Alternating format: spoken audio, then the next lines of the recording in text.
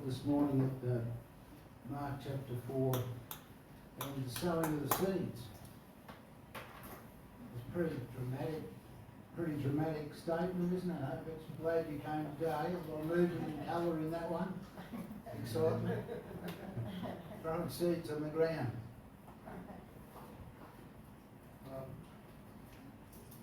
Anything Jesus had to say, always put the responsibility back onto the listeners. He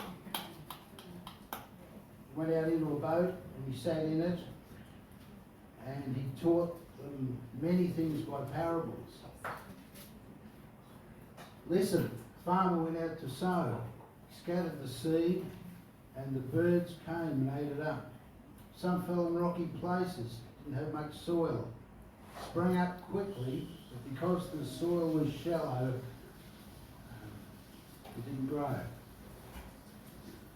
Other seed fell on thorns, grew up, choked the plants so they didn't bear any grain. Still others fell on good soil and it came up and grew and produced a crop multiplying 30, 60, even 100 times. And Jesus said, he who has ears to hear, let him hear. He said to his followers, don't you understand this parable? If you don't understand this one, you won't understand any. The farmer sows the word. Some people are like the seed along the path where the word is sown. And as soon as they hear it, Satan comes and takes it away. Others, like seed sown in rocky places, hear the word. At once they receive it with joy. But they have no root. Lasts only a short time. And where trouble or persecution comes, they quickly fall away. Others, like seed thrown among thorns, hear the word, but the worries of this life, the deceitfulness of wealth, and the desire for other things choke the word, making it unfruitful. Others, like seed sown on good soil, hear the word. They accept it. They produce a crop 30 times, 60 times, even 100 times what is sown. Over in 2 Peter chapter 1, His divine power has given us everything we need for life. And through these He's given us great and very precious promises so that through them we may participate in the divine nature of God.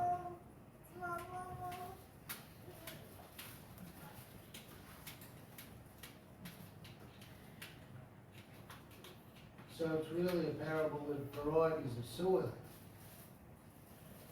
If you grow up in the Wimmera or the Mallee, you see that they plant the wheat. They do it by machinery, and they prepare the soil. They make sure the soil, the weeds are killed. There's nutrient in the soil. The machines go along furrows, soil. The seed is in the furrows, and then along again and covers it up. It seems to be a much more sensible way to plant than what's in front of us in this Mark chapter 4, where the sowing precedes the ploughing. So they seem to throw it out indiscriminately and then plough, hoping that the dirt will cover the seeds. The Apostle Paul says, I work harder than anyone else. Have you ever been to meetings where it's a talk fest? It promises great things, but they're simply talk.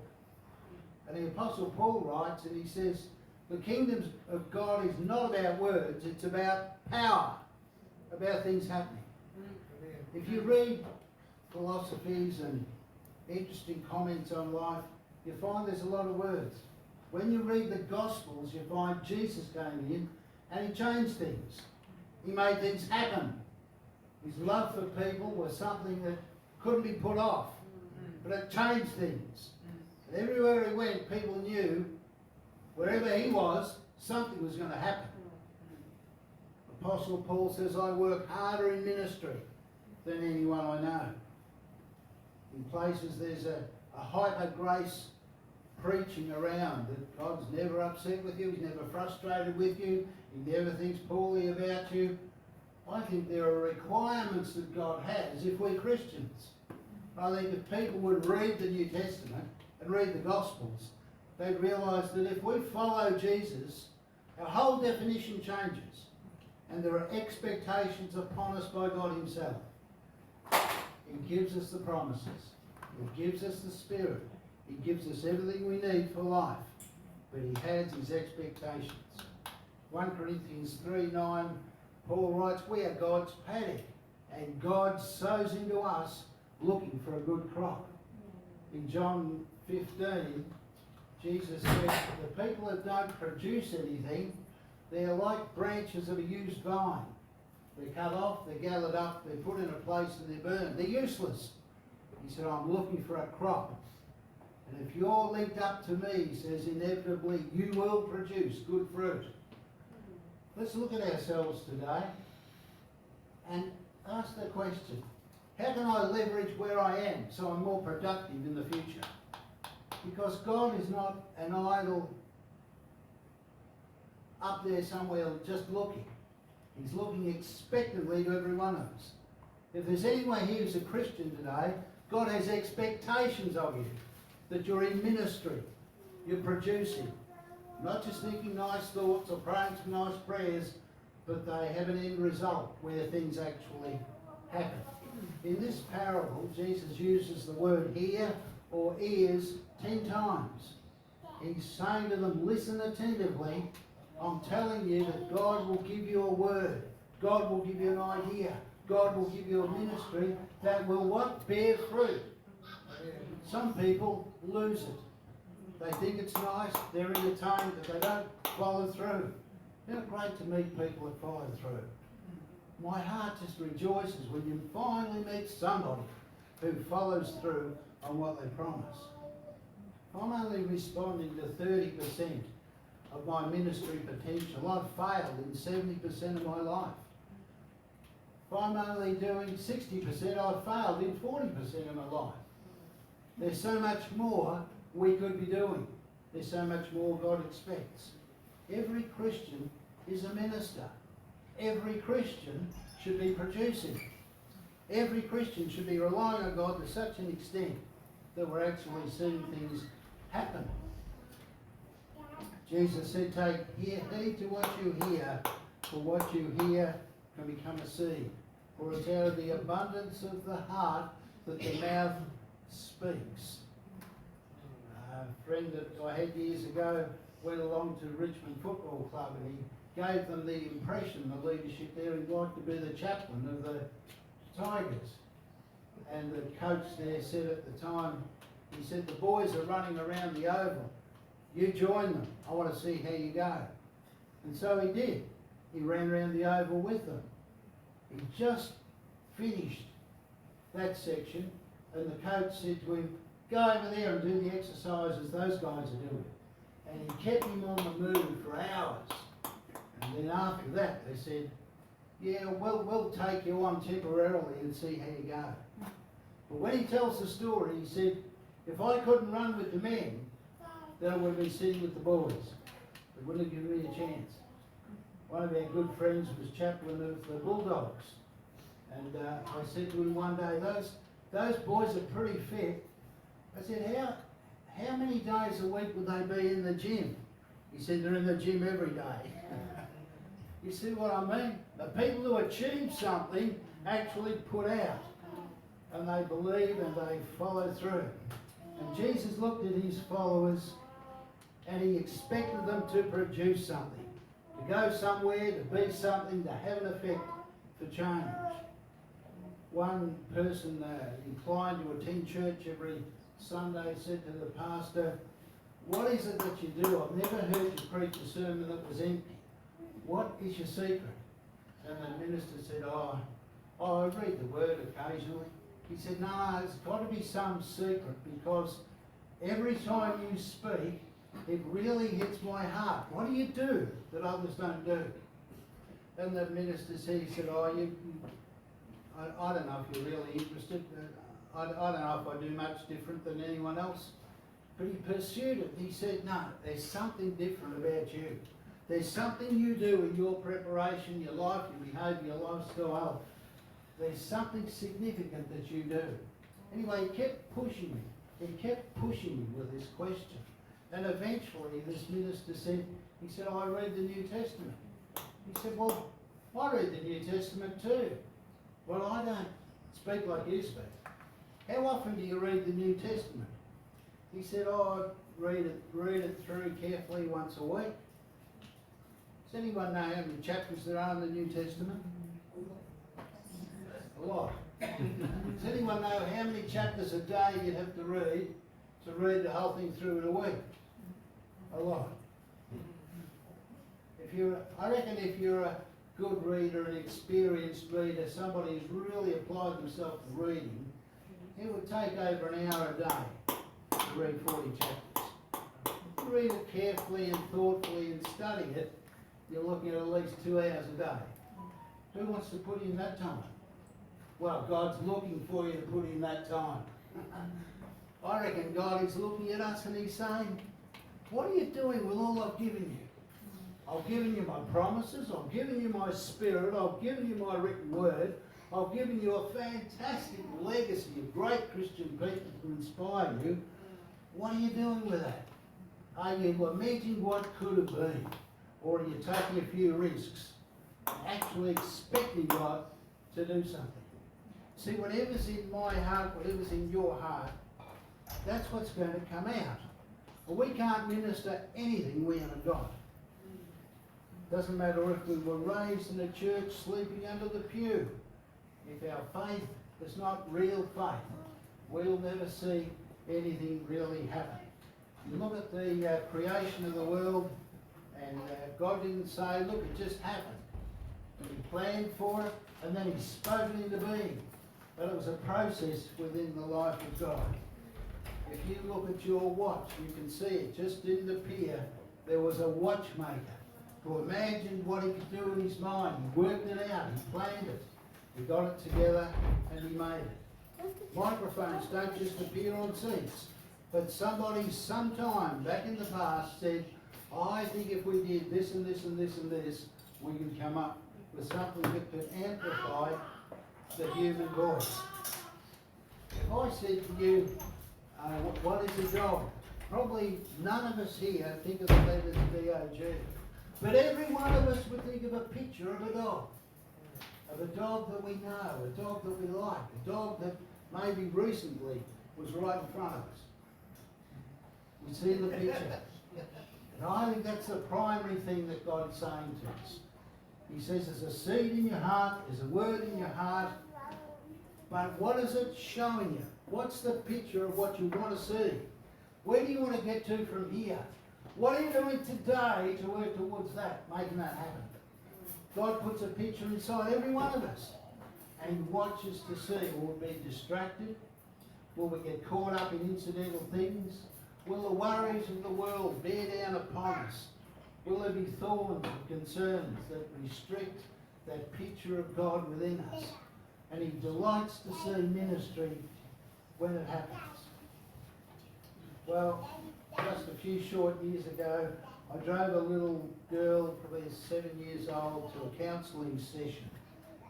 She had a very unhappy early few years, and she was a very oppositional little girl who was very feisty and wouldn't trust any adult at all in any way, and she made that very clear.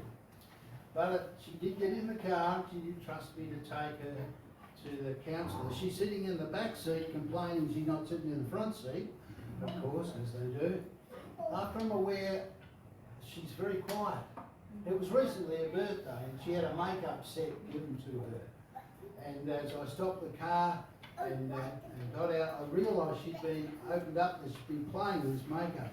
So that she had beautiful red lipstick all over her lips, and there'd been a little bit of saliva. So there hasn't been much lipstick on the lips still. It was kind of smeared all around that vicinity. And as we were walking to the front door of the place where the counsellor was, I noticed that she seemed to have some discoloration around one eye. And I looked at it carefully, and I could see, not both eyes, but just one eye, she'd found some mascara, something like that, and some eye colour, something like that. And she hadn't managed to do both eyes, but she had worked on one eye very seriously. And I mean, it just seemed totally unimportant to her that she hadn't quite finished the job. She was working on it. And I thought at that time, and I think this morning, she had in her mind a picture of what she wanted to be, what she wanted to look like, of where she was going with that beautiful red lipstick and that eye colour. Well, she was making herself beautiful in a very enthusiastic way. And God's given you and I great promises and wonders. What do we picture with them? What do we do with them? Do we actually believe them? Do we follow them through? Because Jesus' name is the Lord of the harvest. And that's where he's driving towards. See, if you read Micah 5:2, it says that out of you, Bethlehem, least and lowest and smallest will come a great leader. If you read Isaiah 9, what does it say? That there will come one as a father with great wisdom who will come, and all the world will worship him. At the end of his dominion will have no end. If you read Deuteronomy, there's something similar there. If you read Job 19, what's it say? I know that my Redeemer comes and he will walk upon the earth. See, in the idea of God, in the mind of God, there's always a picture of what's going to happen that builds the initial plan to actually fruition, isn't it? It's going to happen. He's got his eyes on it. He's just looking for someone to cooperate, to help make it happen and make it appear. You and I are in a very ambiguous world. But we have faith in God who will make it happen. Because we believe, we follow through, we speak the words, and our behaviour follows through. And we'll see good things happen. Well, Romans 4:20, Abraham did not falter through unbelief, but he pursued to the end, fully convinced that God would do what God had promised, fully persuaded that God's promise would come true, that all the nations would be blessed. Well, some people have a seed, some people have a word, some people have an idea, but when there's trouble or persecution, it dies out. When there's worries of this life, we get overcome by the worries instead of being lifted up with faith in God. And we have a desire for so many things. So many things. How many small engines have you got at your place? Small things. Many things. The Lord knows the ministry that we need, and he gives us the seed. Interesting in the Bible, Balaam's donkey obeyed God. And when Jesus was on that last trip to Jerusalem, he said, go and fetch that donkey for me, I'll ride on it. The donkeys were obedient. But are we obedient to God's great calling and the pictures that he placed in us? Whatever our ministry is, what's God want to see the next step? That's the question, isn't it? How can we leverage where we are to get to where we want to be? How can we influence more people? Lord, give me a fish. Who can I talk to? What can I say? William Carey was born in 1761. He was a sickly child with numerous allergies, and his skin was especially sensitive to the sun. He was a boy that grew up without any education, and it wasn't long before he ran with the street gangs, and there wasn't much hope for William Carey. Eventually, somebody sponsored him to be an apprentice to a shoemaker. The senior apprentice at the shoemakers was a Christian, and he took William Carey along to an evangelist, and William committed his life under the leadership of Jesus. And he pursued that. Somewhere in all that, he got hold of a book of the voyages of Captain Cook, a man treated with a lot more respect in those days than these days. And he was greatly influenced by all these different countries of the world. And he began to pray for the countries of the world. And God impressed on him that he should pray especially for India. One time he was preaching and he chose Isaiah 54. Enlarge your tent, lengthen your ropes, and strengthen your stakes. And for some of you, that's reverberating right now in your spirit, because that's something God wants to see. And he ended his sermon with the words, we should expect great things from God, and we should do great things with God.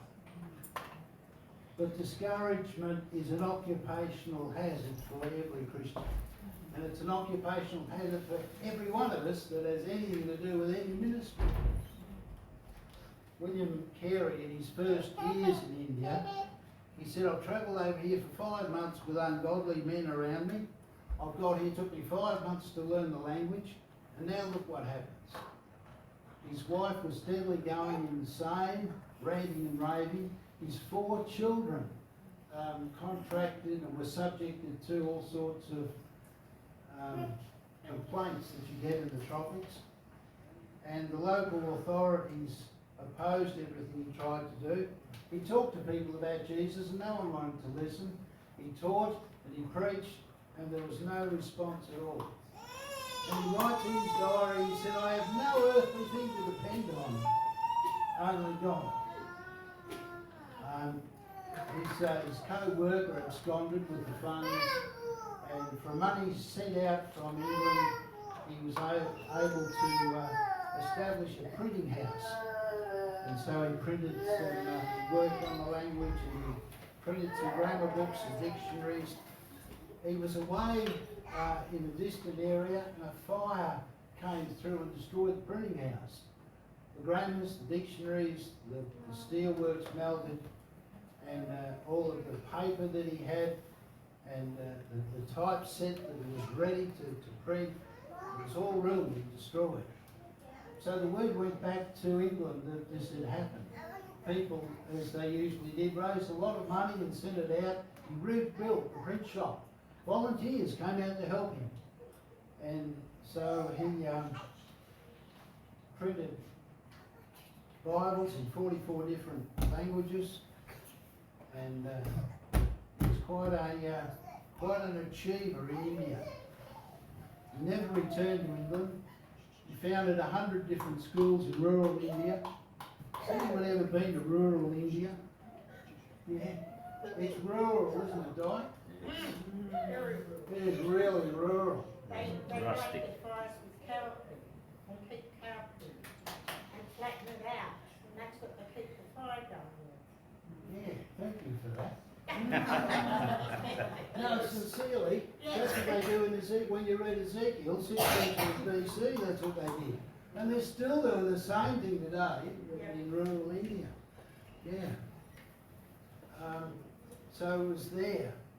Because of course you've got the levels of society, and the folks that are the untouchables are really despised. These are the people that William Carey worked with in the power of God. He started a college that trained Christian ministers, and he initiated a savings bank for the farmers. Published the first Indian newspaper, and largely through his efforts, the practice of sati, you know, where the husband would die and the wives would go and throw themselves on the funeral fire. What a great idea. They thought it was a great idea for some reason. But largely through his efforts, that was discontinued and became outlaw. Well, this morning I want to encourage you to be resilient. Don't be discouraged, to be resilient in God. There are traumas, there are trials, there are troubles, and they will always be. We live in an ambiguous world of chance and change, and discouragement is there at every point if we look for it, if we listen to it. Discouragement is the occupational hazard of every Christian. And discouragement and depression is always working to overcome our heart and to weaken us and to make life heavy. Well, many Indian people today hold the name of Gandhi very high. And with words of great reverence, they refer to him as the father of modern India. But at public gatherings, Mahatma Gandhi would say from time to time, my exemplar is Jesus Christ. And there was a great distrust of some of the churches in the place, but Gandhi would always elevate the name of Christ. And whenever he was asked, how can the churches in India be more effective, he'd simply say to them, they need to be more like Jesus Christ. Who was the guy that introduced Christ to India? William Carey. And Thomas was down the south-west, yeah, and around people around Carroll, I swear to it that Thomas was there. But isn't it interesting that a person who was an apprentice to a shoemaker, who ran with the gangs, that God lifted him up from such small beginnings to such great endings that influenced the whole nation? Well, recently this church has become a Baptist church. And William Carey was a Baptist, referred to in church history as the father of modern mission. So there are people even in the legacy of the Baptist church that we could look up to and be inspired by, as much as so many people tell us that it's a dead institution. Whether it is or not, it's up to you and I, nobody else. Every Christian is a minister, every Christian has the word, every Christian has a seed. And it's up to you and I that we plant it in our hearts and let it germinate and nurture it and make it grow to something that's bigger than we could ever think. Expect great things from God and do great things for God. Is James? Sorry.